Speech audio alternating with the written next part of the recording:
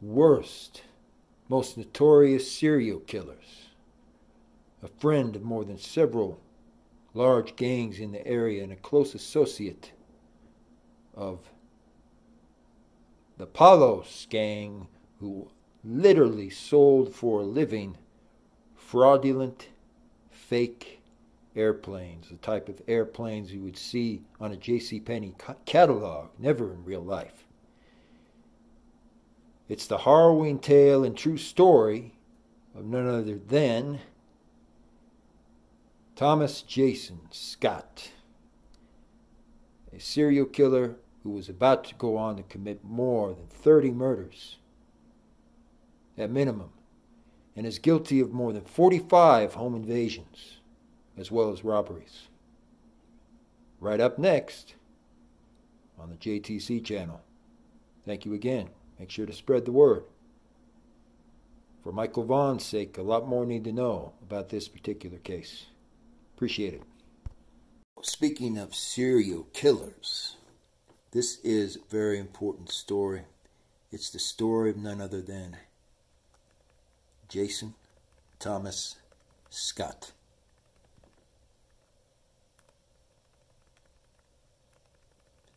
And there is quite a story behind him. It says a man from Upper Marlboro, Maryland, states the following. A man dubbed as the mother-daughter killer after killing 5 victims throughout Prince George County, Maryland, and who was convicted in a series of home invasions, entered in what's called an Alford plea to at least 3 of the slayings. Jason Thomas Scott, age 30, was sentenced to 85 years, meaning a life sentence, for strangling a 42-year-old Dolores Dewitt and the 20-year-old daughter Ebony in March of 2009. In exchange for the plea, prosecutors dropped charges in 3 other murders he's guilty of, including the January 2009 shooting death of Karen Lofton, 45, and her daughter, 16-year-old Carissa, and the June 2008 killing of Vilma Butler, who was fatally shot before her Bowie home was then set on fire and burned down to the ground. WSA reports Thomas Scott used his part-time job at a UPS facility, interestingly, to access records and identities for each of the victims who later turned up dead. So they went missing, and then they were presumed at that point something had happened. They went out and they found out that they were all killed. We have removed, we believe, a ruthless serial killer from the streets, also Brooks stated to the chief. Scott was reportedly caught after a federal informant purchased a gun, resulting in a search warrant that uncovered additional evidence for numerous robberies and murders going back from 2018 all the way to 2010. He was sentenced in January 2012 to 100 years in a maximum security prison for over 12 robberies and also shootings of victims. Inside the criminal mastermind of Jason Scott. You know, we never want to know exactly how these people think. That really isn't important, but it is important, I will say this right now, to recognize the damage that they do, and as a result, kind of be able to understand why certain things were done, for sure. And that's what this is really allowing to be told. I just began to pray and quote the scripture, all the ones that talk about protection and that kind of thing. One of them told me to shut up and be quiet. Shirley and Delma Grooms were 2 of the scores of victims in what some say is one of the most methodically wicked crime waves in Maryland's entire history. Jason Thomas Scott is a case study in the modern criminal mind. He was educated. He had more than 2 degrees at his college, and for over 2 years, nobody thought anything about it. 29 home invasions and burglaries, including 9 home invasions where younger children were present. So if you can imagine that, that means where there were like infants present in the home. And of course, the essay of another minor as well. Thomas Scott is indicted in the murders of a mother and daughter pair, Ebony and Dolores DeWitt, and currently named a suspect in the killing of Karen and daughter Carissa Lofton. So he loved targeting families who had at least one child, and that's really, really disturbing. It deserves a lot more attention. So, you know, we definitely need you to get this out there far and wide. You know, spread the message, spread the news. This is a case that not a lot of people know about as well. And it's also a recent case from Maryland State, which has had a number of these homicides for sure. It was almost as if it was his own profession. He studied every single victim. He would watch the TV shows about them, about criminal forensics as well, and then he would do a scripted television show of everything carried out to the final detail. So he loved ridiculous crime shows like the old CSI. He clearly didn't like the other shows. Because if he had liked the realistic crime show, things would have gone very differently. Meaning he would have been caught early if he was following stuff like that, because it would have been easy to read exactly what his next move was anytime some of these murders are going to occur. Cheepock and other agents for the Bureau of Tobacco and Firearms would come to know him as the devil in Jason Scott's details. So there was a lot of victims, a lot. He would case homes at night and neighborhoods for days on end, and when he struck, he was armed with guns and tools so he could break in, pop out small windows, cut the phone line, very quiet, and then scan any of the police scanners in the area. He even used flex cuffs, metal cuffs, spring cuffs, and batons.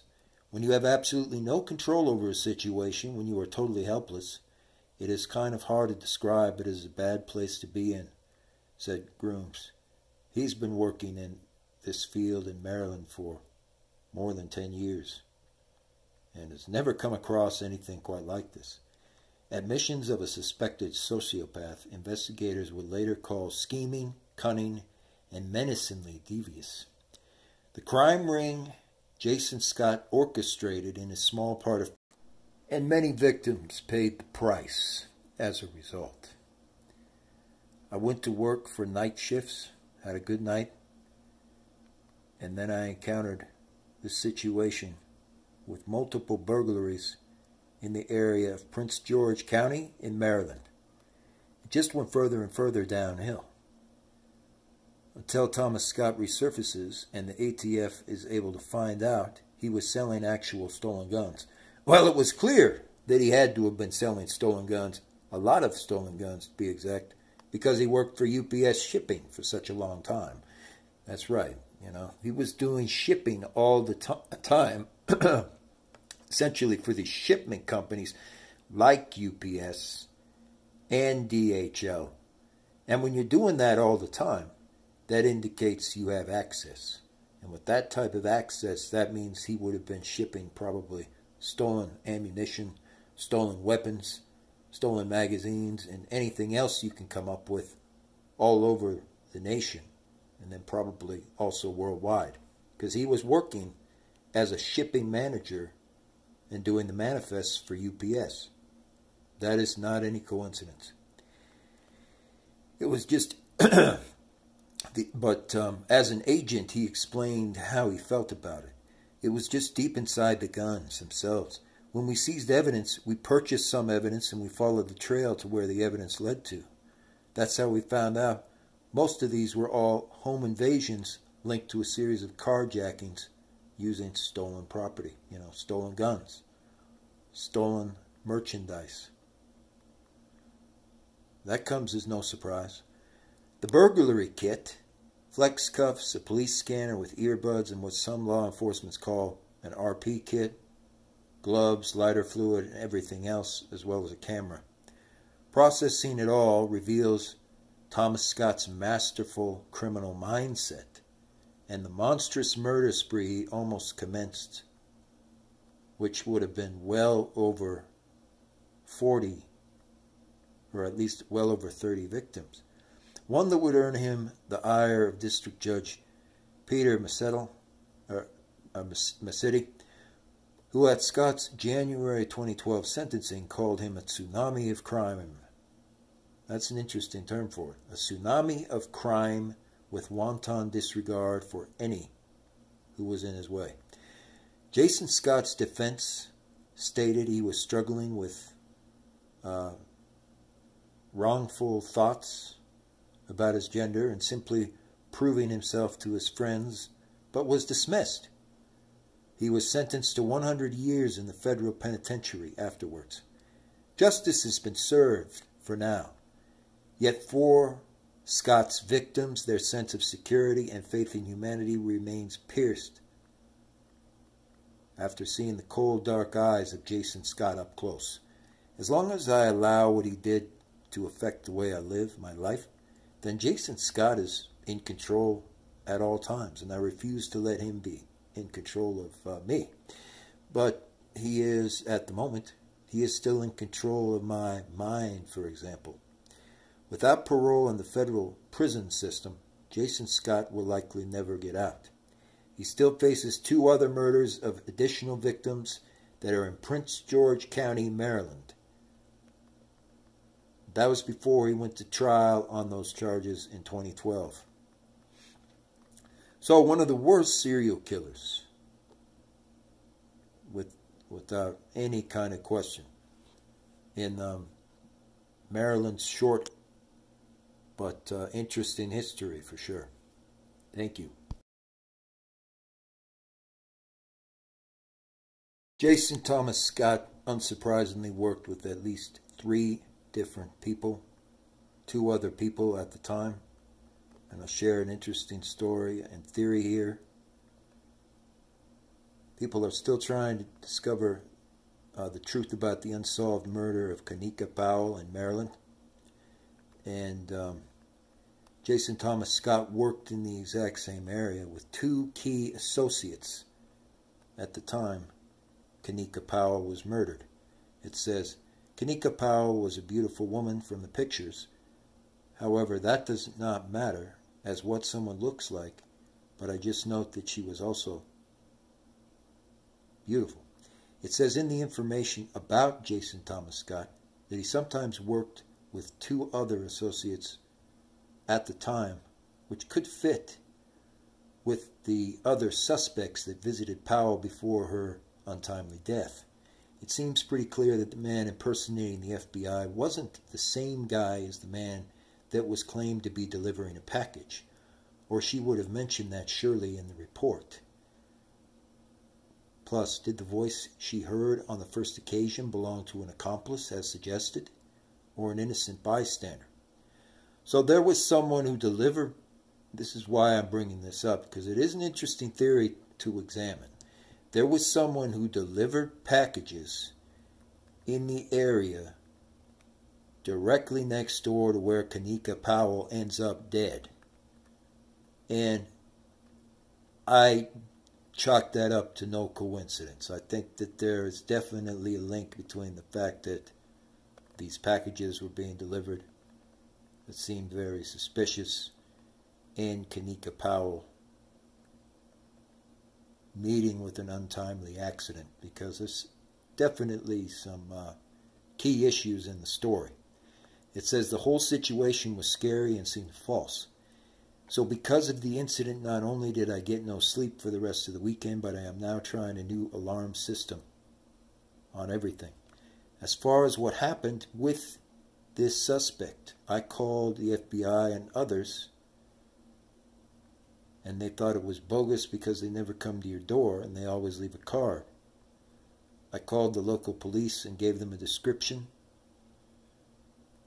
in case someone's going to RP and strangle more women, and they passed it on. This is not a fake forward, because this happened to Kanika and another friend of mine. Who knows who these people are? Kanika had called 911 twice after the incident.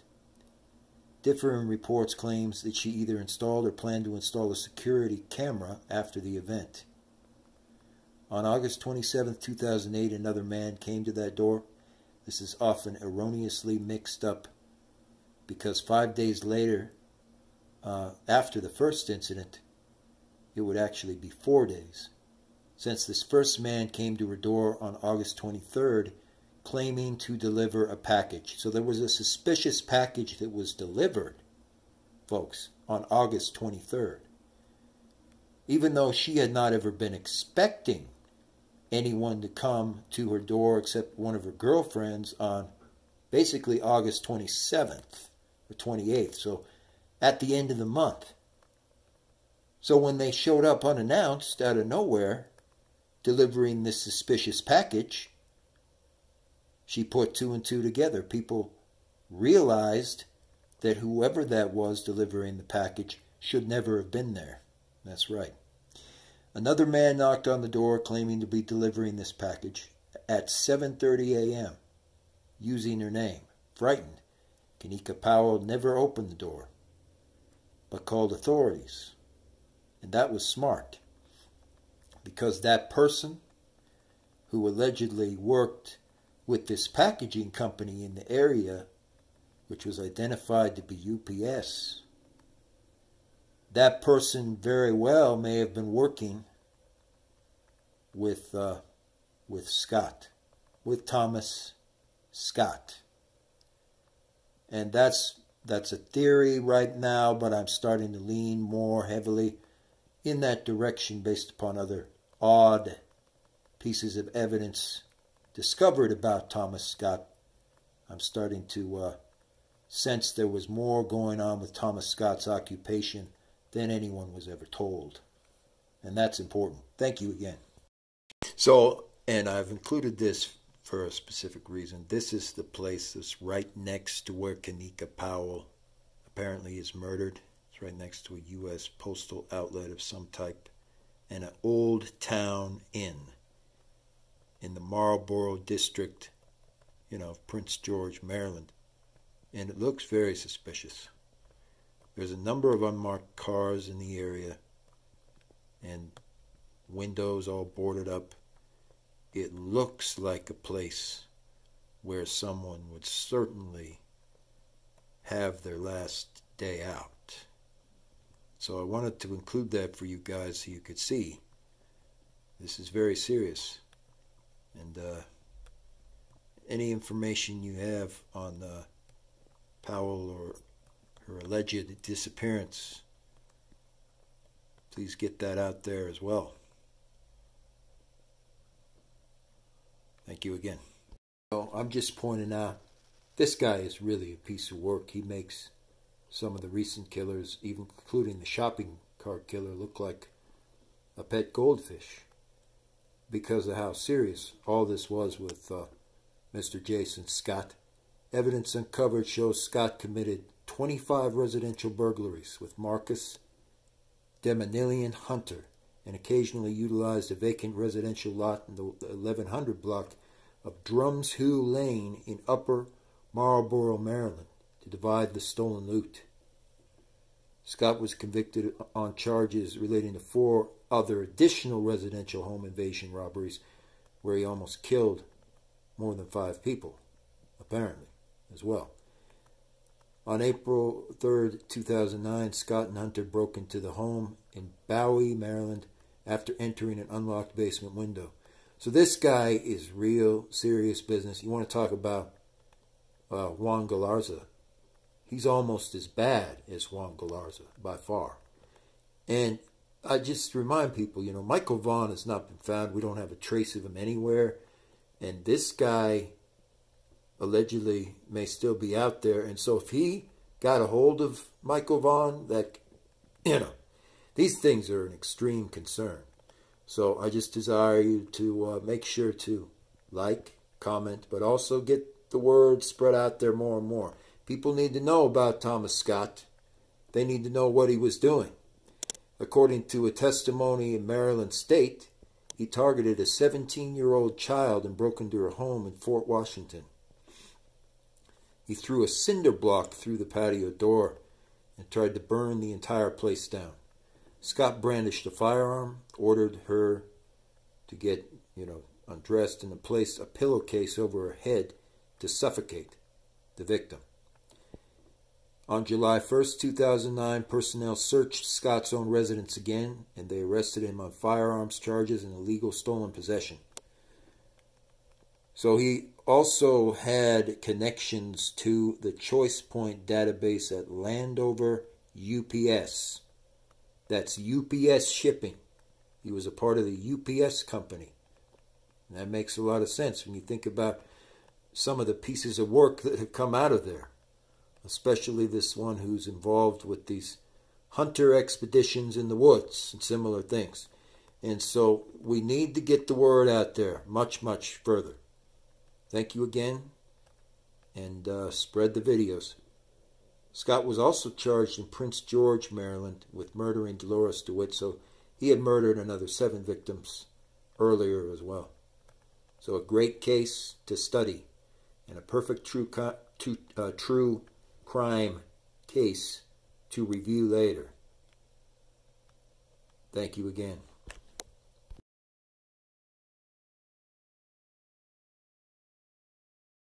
So again, folks, I don't really desire to ever be heard like a broken record here, but the Jason Thomas Scott case of basically the Baltimore, Maryland area is one of the most serious serial killings ever in Maryland state history. So I greatly appreciate it if you can get this out there. Spread it. Get it out there more on a widespread basis so people truly know about this case. He was loose for a long time. And in Upper Marlboro, Maryland, he was charged on 11 federal felonies related to home invasions and 50 burglaries, including 9 armed home invasion burglaries.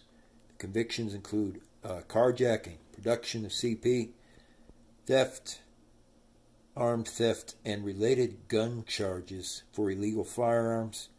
The conviction was announced in the District of Maryland, and according to testimony presented during Scott's 3-week trial, he was also interviewed in the presence of his attorney after the arrest and admitted that he committed 28 residential burglaries and 9 additional armed home invasion robberies in Prince George's County, including 1 home invasion during which Scott essayed another minor child and took very graphic pictures of the girl as well.